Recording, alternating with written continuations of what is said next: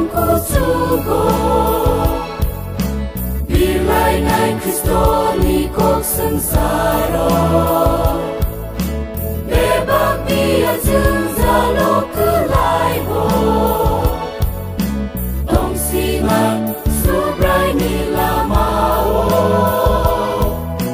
dong singat subrai ni lamao. Lop satung subrai ni mengkutuku. Bilai nai Kristo ni kok sengsara, bebak biar jenzalo kelai ho. Dong singat subrai ni lamao, dong singat subrai ni lamao.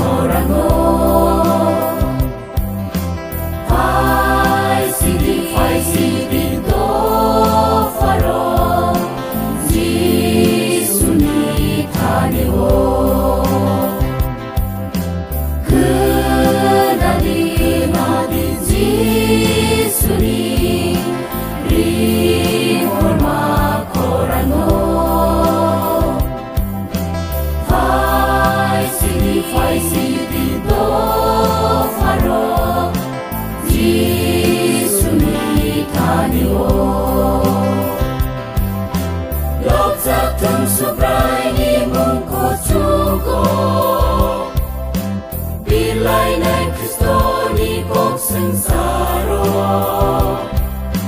bebak biar jenzalo kelai ho. Dong singat subrai ni lamao, dong singat subrai ni lamao. Lop satung subrai ni mengkutuku. Bilai nai Kristo ni kok sengsara, bebak biar jenzalo kelai ho. Dong singat subrai ni lamao,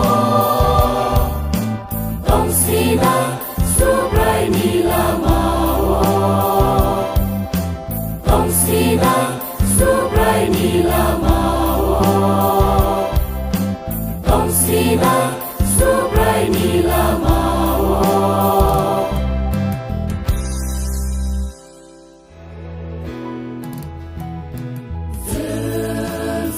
Sensasa pohoro, ini sengkang laina. Jisuni kok tayo, fai di sentong laina. Sensasa pohoro, ini sengkang laina. Jisuni kok tayo, fai di sentong laina. Lop satung subrai ni mengkutuku.